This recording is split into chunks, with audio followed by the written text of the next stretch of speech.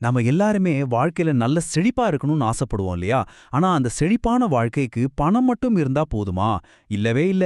Catherine Ponder அவங்களோட the dynamic laws of prosperity புத்தகத்துல என்ன சொல்றாங்கன்னா, நம்மளோட மனநிலை தான் எல்லாத்துக்கும் அடிப்படை.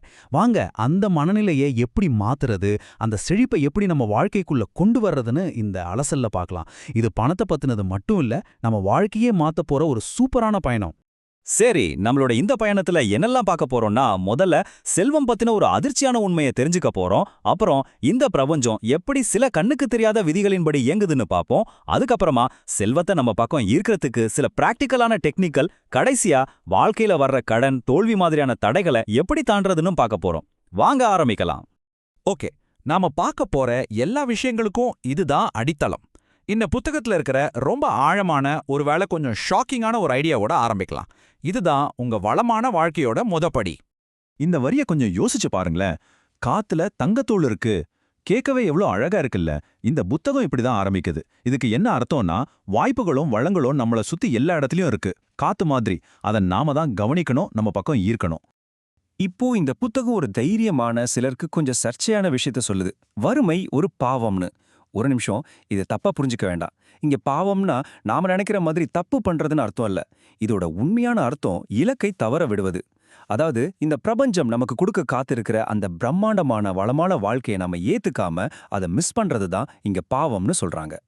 சரி, இதெல்லாம் தியரியா கேட்க நல்லா இருக்கு. ஆனா நிஜ வாழ்க்கையில இது எப்படி வேலை செய்யும்? வாங்க, ஒரு பெரிய பணக்கஷ்டத்துல மாட்டி தவிச்ச ஒரு பெண்ணோட கதைய பாப்போம். அவங்க வீட்டு லோன் கட்ட வேண்டிய கடைசி நாள். அவங்களுக்கு எவ்வளோ பணம் தேவைப்பட்டது தெரியுமா? பெரிய தொகையெல்லாம் இல்ல, கரெக்டா வெறும் $40. அந்த நேரத்துல நம்மள மாதிரி நிறைய பேர் பதற்றப்பட்டிருப்போம். ஆனா அவங்க ஒரு முக்கியமான விஷயத்த செஞ்சாங்க. அதுதான் அவங்க மனநிலைய மாத்துனது. பயத்திலிருந்து நம்பிக்கைக்கு மாறினாங்க. ஐயோ, பணம் இல்லையேங்கிற எண்ணத்தை விட்டுட்டு ஒரு வழி கண்டிப்பா கிடைக்கும்னு முழுசா நம்பினாங்க. என்னாச்சு தெரியுமா? ஒரு மேஜிக் மாதிரி. அவங்க மனச மாத்தின சில மணி நேரத்துல அவங்க பக்கத்து வீட்டுக்காரர் வந்து ஒரு பரிசு கொடுத்தார். அவங்க அதை திறந்து பார்த்தா உள்ள என்ன இருந்துச்சு தெரியுமா? சரியான $40. பாத்தீங்களா? அவங்க மனநிலைய மாத்தினது அவங்களுக்கு தேவையான சரியான உதவியை ஈர்த்திருக்கு. ஓகே, இந்த மாதிரி விஷயங்கள்லாம் எப்படி நடக்குது? இதுக்கு பின்னாடி சில விதிகள் இருக்கு. இந்த பிரபஞ்சத்தோட கண்ணுக்கு தெரியாத அந்த விதிகளை பத்தி தான் இப்ப நம்ம பார்க்க போறோம். இத நம்ம செழிப்பான வாழ்க்கையோட ரூல்ஸ்னு கூட சொல்லலாம். நிறைய விதிகள் இருந்தாலும் இப்போதைக்கு ரெண்டு ரொம்ப சக்தி வாய்ந்த விதிகளை பத்தி மட்டும் பார்ப்போம். ஒன்னு, நாம உலகத்துக்கு என்ன கொடுக்கறோமோ அது சம்பந்தப்பட்டது. இன்னொன்னு, நமக்கு வேணுங்கிறத பெற நம்ம வாழ்க்கையில எப்படி இடம் உருவாக்குறதுங்கிறத பத்தி. முதல் விதி ரொம்ப ரொம்ப சிம்பிள். நீங்க உங்க மனசுல எதை நினைக்கிறீங்களோ, எப்படி உணர்றீங்களோ, அதைத்தான் உங்க வாழ்க்கையில ஈர்க்கிறீங்க. நீங்க ஒரு மேக்னெட் மாதிரி. பாசிட்டிவா நினைச்சா பாசிட்டிவ் விஷயங்கள் நடக்கும், நெகட்டிவா இருந்தா உங்களுக்கே தெரியும். இந்த விதிய இன்னும் நல்லா புரிஞ்சுக்க ஒரு மனதை தொடுற கதைய கேட்போம். ஒரு விதவை பெண் தன்னோட குழந்தைங்களுக்கு அடுத்த வேளை சாப்பாடு கொடுக்க கூட வழி இல்லாம இருக்காங்க. அவங்க நிலைமை அவ்ளோ கஷ்டம். அப்போ அவங்க கிட்ட ஒருத்தர் கேட்டார், மத்தவங்களுக்கு கொடுக்க உங்ககிட்ட என்ன இருக்குன்னு. யோசிச்சு பாருங்க, அவங்க கிட்டயே ஒன்னும் இல்ல. ஆனா அவங்க கிட்ட அவங்க தோட்டத்துல பூத்த சில பூக்கள் இருந்துச்சு. அதை பறிச்சு உடம்பு சரியில்லாத ஒருத்தருக்கு கொடுத்தாங்க. அந்த சின்ன செயல், அந்த கொடுக்கும் குணம், அதுக்கு என்ன பலன் கிடைச்சது தெரியுமா? கொஞ்ச நேரத்திலேயே ரொம்ப நாளா வராம இருந்த $30 கடன் பணம் அவங்கள தேடி வந்துச்சு. இதுதான் கொடுப்பதோட சக்தி. இப்போ ரெண்டாவது விதி, வெற்றிட விதி. இது ரொம்ப இன்ட்ரெஸ்டிங் ஆனது. யோசிச்சு பாருங்க, நம்ம பீரோல புது துணி வைக்கணும்னா முதல்ல பழைய தேவையில்லாத துணியை எடுக்கணும் இல்லையா? அதே கான்செப்ட் தான். உங்க வாழ்க்கைக்கு ஒரு புது நல்லது வரணும்னா பழைய தேவையில்லாத விஷயங்களை நீங்க வெளியேற்றணும். இது வெறும் பொருட்களுக்கு மட்டும் இல்ல, உங்க மனசுல இருக்கிற பழைய கோபம், கவலை, தப்பான நம்பிக்கைகள் எல்லாத்துக்கும் பொருந்தும். இந்த புத்தகத்தோட ஆசிரியருக்கே இது நடந்திருக்கு. அவங்க தன்னோட சில பழைய துணிகளை அவங்க தங்கச்சிக்கு கொடுத்தாங்க. ஆனா மனசுக்குள்ள, ஐயோ கொடுத்துட்டோமே, அது நல்லா இருந்துச்சே, இன்னும் ஒரு சின்ன பிடிப்பு இருந்துட்டே இருந்துச்சு. அதனால அவங்களுக்கு புதுசா எந்த துணியும் வரல. எப்போ அவங்க மனசார இந்த துணிகள் என் தங்கச்சிக்கு சந்தோஷத்தை கொடுக்கட்டும்னு வாழ்த்தி அதை முழுசா விடுவிச்சாங்களோ, அப்போதான் பல பக்கத்திலிருந்தும் புது துணிகள் வர ஆரம்பிச்சதாம். சரி, இப்போ மனநிலையை சரி பண்றது எப்படின்னு பார்த்தாச்சு. பிரபஞ்சத்தோட விதிகளையும் தெரிஞ்சுக்கிட்டோம். அடுத்து என்ன? இந்த விதிகளை நம்ம வாழ்க்கையில பயன்படுத்துறதுக்கு சில சூப்பரான கருவிகள், அதாவது டெக்னிக்ஸ் இருக்கு. வாங்க அந்த 3 டெக்னிக்கலை பத்தி பாப்போம். முதல் கருவி, எழுதுவது. ஆமாங்க, ரொம்ப சிம்பிள். உங்க ஆசைகளை, இலக்குகளை ஒரு பேப்பர்ல தெளிவா எழுதுங்க. தேர்தல்ல தோத்து போன ஒரு வக்கீல் தன்னோட அடுத்த 5 வருஷ திட்டத்தை எழுதி வச்சு அதுல இருந்த எல்லாத்தையும் சாதிச்சாராம். அதே மாதிரி ஒரு பெண் தனக்கு எப்படிப்பட்ட கணவர், வீடு, வேலை வேணும்னு கடவுளுக்கு ஒரு கடிதம் எழுதி அது எல்லாமே அவங்களுக்கு கிடைச்சிருக்கு.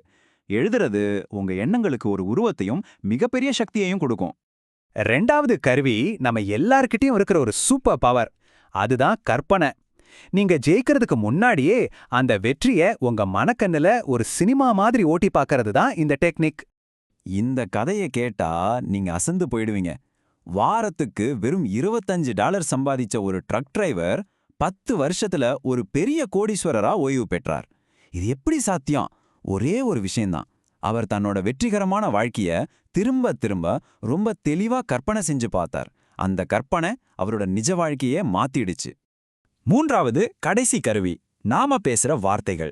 எல்லாம் நன்மைக்கே, எனக்கு சரியான தீர்வு கிடைக்கும், இந்த மாதிரி பாசிட்டிவான வார்த்தைகளை, அதாவது அஃபர்மேஷன்ஸை திரும்ப திரும்ப சொல்லும்போது அது நம்ம ஆழ் மனசுல பதிஞ்சு நம்ம பழைய நெகட்டிவ் எண்ணங்களை அழிச்சிட்டு புது பாசிட்டிவ் நம்பிக்கைகளை உருவாக்கும். இது நம்ம மனசை ரீப்ரோகிராம் பண்ற மாதிரி தாங்க. சரி, இதெல்லாம் நல்லா தான் இருக்கு. ஆனா வாழ்க்கை எப்போதுமே நம்ம நினைச்ச மாதிரி பூப்படுக்கையா இருக்காது இல்லையா? கடன், தோல்வின்னு பிரச்சனைகள் வரும். அந்த மாதிரி நேரத்துல என்ன பண்றதுன்னு இந்த புத்தகம் சொல்லுது. வாங்க பார்க்கலாம். உங்களுக்கு கடன் இருந்தா ராத்திரி பகலா அதையே நினைச்சு கவலைப்படாதீங்க. அப்படி செஞ்சா அந்த பிரச்சனைக்கு தான் நீங்க இன்னும் சக்தி கொடுக்கறீங்க. அதுக்கு பதிலா உங்க கவனத்தை மாத்துங்க. உங்ககிட்ட இப்போ இருக்கிற விஷயங்களுக்கு நன்றி சொல்லுங்க. என் தேவைகள் எல்லாம் பூர்த்தியாகுது, கடன்கள் எல்லாம் அடைக்கப்படுதுன்னு உறுதியா நம்புங்க. உங்க கவனம் எங்க இருக்கோ சக்தி அங்கதான் போகும். அடுத்து தோல்வி. ஒரு தடவை தோத்துட்டா எல்லாம் முடிஞ்சு போச்சுன்னு அர்த்தம் இல்ல. இந்த புத்தகம் விடாமுயற்சியோட சக்தியை பத்தி ரொம்ப அழகா சொல்லுது. அமெரிக்க அதிபர் கால்வின் கூலிட்ஜ் சொன்ன மாதிரி, இந்த உலகத்துல விடாமுயற்சிக்கு ஈடா எதையுமே வைக்க முடியாது. விடாமுயற்சியும் உறுதியும் மட்டும்தான் எல்லாவற்றையும் விட சக்தி வாய்ந்தது. சுருக்கமா சொன்னா இந்த புத்தகம் என்ன சொல்லுதுன்னா, செல்வந்தராவதற்கான எல்லா கருவிகளும் நம்ம உள்ளுணர்வு மாதிரி நமக்குள்ளேயே இருக்கு. அதை நாம சரியா பயன்படுத்தணும். அவ்வளவுதான். இப்போ உங்களுக்கான ஒரு கேள்வி. சமீபத்துல உங்க மனசு சொன்ன ஒரு சின்ன விஷயத்த நீங்க செய்யாம தள்ளி போட்டீங்களா? ஒருவேளை அதை மட்டும் நீங்க செஞ்சிருந்தா உங்க வாழ்க்கையில என்ன நடந்திருக்கும்னு என்னைக்காவது யோசிச்சு பார்த்திருக்கீங்களா?